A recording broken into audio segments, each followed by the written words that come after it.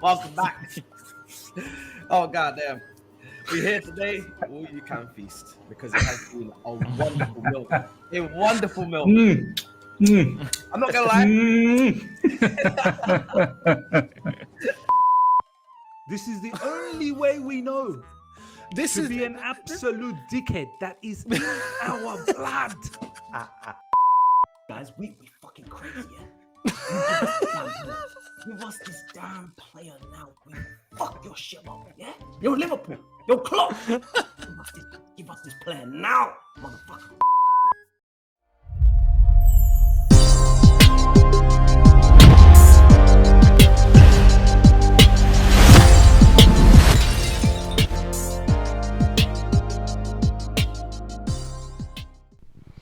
Yo people, welcome back to the YouTube channel. You already know what time it is. It's time for another video. Big up your damn selves in the building. Make sure you smash up the likes and subscribe.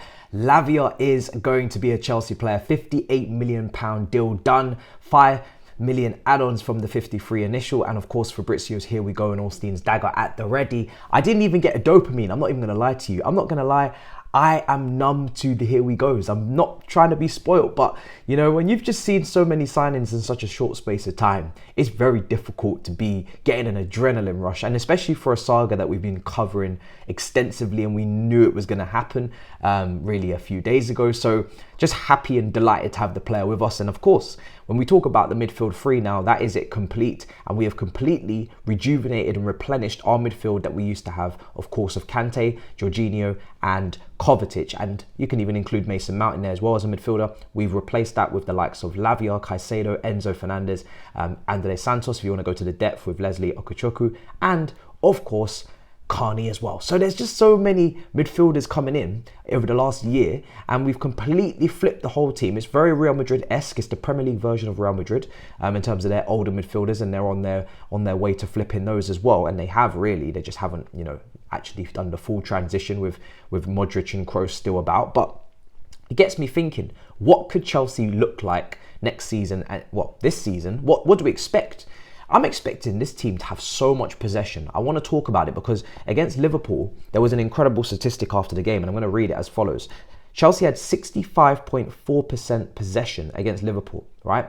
The fourth highest of any team managed against them in the Premier League game since Jurgen Klopp's appointment in 2015 October. And that's the most, barring any team, since Manchester City 2018. That's ridiculous. That's actually ridiculous.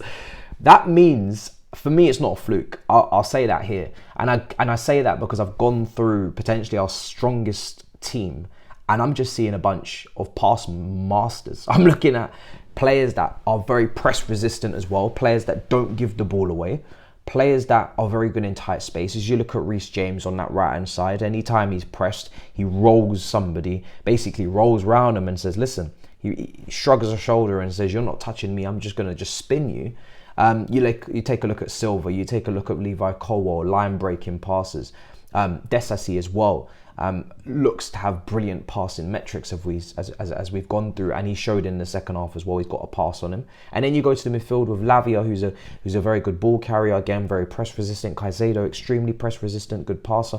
Enzo, press resistant, but also again a fantastic passer. We saw what he did in the second half. Olise, who are bringing in, his ball retention is brilliant as well. You take a look at the way he played at Palace, moving into midfield three, and I just go through our team, our strongest 11. I think to myself, wow, how are they going to get the ball off us? And if you have a counter press that we had against Liverpool as well in that first, you know, kind of third of the pitch where they were struggling to get out in the second half, if we have that press that we know Pochettino absolutely demands, and the energy levels that Pochettino demands, one game a week in the league, so the energy levels and the tempo that we'll be playing at will be so high, so high, and then the ball retention on top of that, and again, how are people going to get the ball off us with all of these great passes? It's really, it's juicy shit. I'm not going to lie to you. It's unbelievable to think about. Obviously, we think about, you know, a potential for where the goal is going to come from. But if we can start creating a lot of high quality chances, we will get enough goals. That's the key. We need to create high quality chances. We need to start trying to walk the ball in. And when you've got all of these passes in this team, and you've got players that are just so intelligent in tight situations and in tight spaces, you should be able to manipulate the opposition enough and really get yourselves into positions where you are walking it in almost like a Manchester City do. So I'm really buzzing to see how this all works.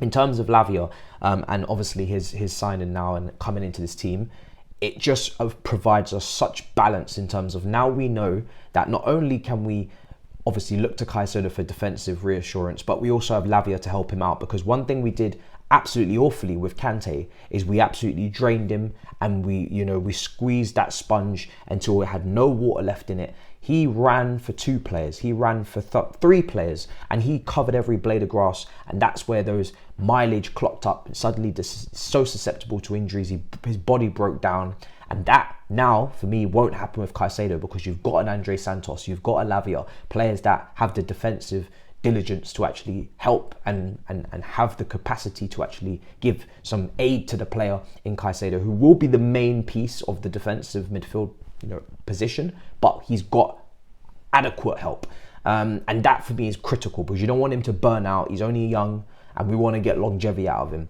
and this just frees up Enzo Fernandez. This midfield three, it's Enzo Fernandez's dream. It's any time you have a very technical player like Enzo Fernandez, who he is actually going to contribute more defensively than a Pogba or than an Ozil. But not only that, when you saw in the second half, when he's got the freedom of the pitch to kind of wander around and pick up the positions he wants, and a free role on the ball, so to speak, to kind of just take control of the game and be an actual conductor and run a game. Enzo Fernandez can run a game. He's extremely intelligent. We saw that. And when he's confident and at it, he's going to show you traits and attributes that you didn't even see last season. Last season at Chelsea, you only saw 1/6, 1/8 of what Enzo Fernandez can do. When this guy's given the freedom of the park and he's not shackled with defensive responsibility to be a 6, to be the deepest midfielder, to have to track runners, to do all of that, when you unleash this guy, this is going to be another level. And I can't wait to see it, because this player I've been begging for and we got him. Now Caicedo, begging for, we got him. And it's been the first time really since, Nemanja Matic, where you can say there's some real athleticism in that midfield to cover the ground. Obviously we had Kante, but not an actual true sitter. So he obviously was always drawn to the ball and wanted to chase and wanted to be a box to box and kind of, but now we have someone who will just stay in that first phase, receive ball under pressure and distribute it as necessary with Caicedo and Lavia. So exciting times. And like I said, with the goals, we talk about that as well going forward. Obviously, Olise, when we talk about his time at Reading, we talk about his time at Palace. Of course, there's not a lot of goals on display here, but remember, this is Pochettino. He knows how to coach. And you've got that side of the pitch now that's going to give you a lot of creativity. He's going to come infield. He's going to combine with Enzo, potentially double up inside those half spaces. And then you've got Reece James overlapping Olise, and you've got now width on that side as well. So you've got a fantastic potential combination, and the fluidity between Olise and James is going to be off the charts. We saw Sterling and James showing a little bit of combination play, a little bit of chemistry in parts of that game against Liverpool. Still a long way to go for Sterling, but Olise with Reece James overlapping, the chemistry over there, the Cobham chemistry could be off the charts. We know Olise's 11 assists last season, one of the highest in the league. We know for chance creation, he was fantastic last season as well. But now he's got another massive chance creator, and it's going to be so unpredictable on that side, because people are not going to know who they need to prioritize. Do they go with Reece? Do they come in with Olise? It's going to lead to nullifying a lot of left wingers, because not only is Reece and Gusto really good defensively when they're at their peak, but now going the other way, if you do not track, you are going to get doubled up on with one of the best fullbacks in the league and Olise, one of the best chance creators in the league from last year, who can go both sides. So it's nasty. It's nasty behaviour over there. And when you've got all that, and again, Chelsea pivot to the right for chance creation. We saw that against Liverpool. We kept going down that side. So let's just take that side as our chance creation side for a second. And then on the other side, the goals. Chilwell, underlapping, overlapping runs, crashing the box, getting shots. Mudryk, making those off the ball runs again, looking to get in behind. Jackson, we know he likes to pull out to the left as well. And we know that he is got a massive responsibility to get us goals. A lot of the chance creation is over here, and a lot of the goals are over here. This is just how I'm kind of looking at it and reading the situation. And there should be no issue for chance creation in this team anymore. You've now got Reece James, you've got Olise, you've got Enzo Fernandez. There's more in terms of others can create for sure, but those are like your three main cogs in that team. There is no excuse for chance creation now. We're going to create high quality, clear cut chances, especially with a competent manager as well, and the fact that we're pressing from the front, trying to win the ball high up the pitch. That in itself leads to turnovers and chance creation. So I'm not worried. I've been talking about chance creation on this channel for a long time. I'm done. Chance creation is no longer my problem. If we don't create chances with this lot, we finished. Now it's just about putting the ball in the back of the net. But we've got a coach who knows how to develop and kick on players to find that goal scoring touch. So that's something that I'm looking to for Mudryk. That's something I'm looking to for Sterling. Has to start producing. I'm looking to that for, of course, Jackson and Broja to come back as well. We got to get the second choice goalkeeper. We'll see who we'll get. We've been linked with this New England Revolution keeper. I'm going to do my deep dive into that if it becomes apparent that we're really going for him. I don't know if the US market is open for them to be able to transfer more players and respond to an exit and whatnot. But in terms of, we take a look at, of course, the striker situation. They're talking about it. For me personally, in terms of the strikers, I don't like the market. I've said it before. I've mentioned a player, if you remember, Taremi at Porto. Don't think we're going to go for him, but I think it's a good option. If you are looking for another player, potentially it's Kudus, and potentially you have a front three at times if Jackson needs a rest or is unavailable, of Olise, Kudus, and Mudryk, Sterling, whoever it is on that left wing. And then you've just got Kudus in this floating kind of false nine role. Who knows? Maybe that gives license to play a Madueke as an inside forward. But again, we've got to see goals, we've got to see production, we've got to see output, something that he's got to also be coached and improve on. So there's a lot of options here. Scary, scary options, people. And it's very tantalizing, very interesting, very mouth-watering. But one thing I can guarantee with this team, two things I can guarantee you. Actually, no, three things I'm going to guarantee. I'm not going to guarantee you goals yet, because of course they have to finish. That's something that we need to coach.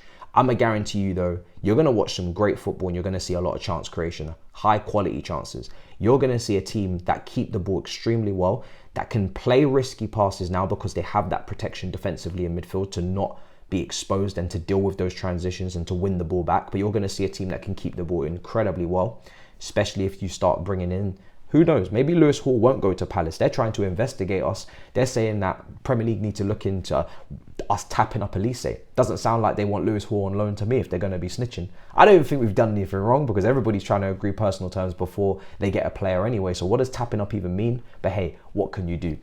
So Lewis Hall, again, invert left back potentially, but you've got options. And we're going to keep the ball, like I said, that is no problem. We're going to create chances, that is no problem. And our defence, I trust our defence to keep a good amount of clean sheets. Last season, we wasn't even that bad defensively. We were better than a lot of teams above us defensively. This season, I definitely think defensively we're going to be rock solid again. And listen, as long as Sanchez doesn't play those risky passes, and the one that he played against Liverpool that was kind of random, and he keeps cross-collecting like he did in the last minute to set up that counter. We saw a counter. We almost scored from a counter against Liverpool in the last stage of the game. Do you know how long it's been since we've seen a counter attack? Jackson carrying the ball past 2-3 players in the 90th minute. Did you see that? I saw that. That is different. That's something that we don't have and we haven't had. Now we do. So crazy. We just got to put the ball in the back of the net, people. That's all we've got to do. Maybe we'll move in the window on that, but I'm absolutely buzzing with it. I think, like I said, that statistic that I read out earlier against Liverpool is no fluke. That is something that you're going to continue to see. Chelsea dominating games. And if you have more of the ball, as Pep says, less likely to concede opportunities, because on average, you're dominating the game. The other team are chasing the ball. That means you're not in our half. That means you're not taking shots on goal. You got fewer chances. Maybe you're a bit more rusty in front of goal. You got to take your 1, 2, 3 chances that you may create in an entire game. We are on the ascendancy. We are on the front foot, constantly trying to navigate, trying to find a way to thread through and make a clear-cut opportunity. So gone are the days of Chelsea, I guess, last season not being able to keep the ball. Gone are the days of Chelsea last season just having this back and forth with teams and getting absolutely done. Now I think we're going to have an element of control with a mix of a press from the front, with also strong defence, in my opinion, aerially as well. Lots of taller guys in that team. We've been clearly looking at height and physicality. That's something we've added to the midfield. The aerial deals from Caicedo is something we needed. We've also got Leslie. Obviously, I think he'll go out on loan, but decisive. We're looking at, Colwell, Sanchez. Aerial dominance prevails and a physical team that won't be bullied. So we're ticking a lot of boxes that we weren't ticking last season. The only box we need to tick is finishing, but that will come, I'm sure, with the coaching. But in terms of everything else, I can't see too many weaknesses with this team, apart from the fact that it lacks experience in terms of been there, done it. They have to go and show it. I want a trophy this season, and I want to be comfortably in the Champions League, and I even want to be talking top 3 and pushing and trying to, maybe be a sneaky little horse outsider, who knows. So yeah, that's enough from me. That's how I see our team this season. We'll see what the additions say, but the £58 million move for Lavia is getting completed. The here we go was given. The dagger was demonstrated, and I am absolutely buzzing my tits off. Let me know what you think in the comments down below in terms of just how happy are you right now? Rate this window out of 10 at this moment, at this stage, and let me know, along with that rating, what more do you think we need to get done? Obviously, I don't want to hear about Mbappe. I want realistic, serious shit in that comment for what you think we genuinely need to do, where we're weak, and obviously go and list them strengths if you wish as well. Get more than you can believe you can list those strengths. So yeah, until next time, big up your damn self, smash up the likes. In a bit, people. Peace.